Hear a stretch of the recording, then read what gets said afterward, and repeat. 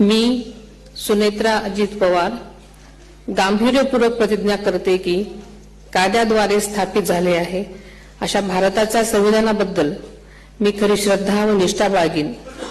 मी भारताची सार्वभौमता व एकात्मता उन्नत राखीन।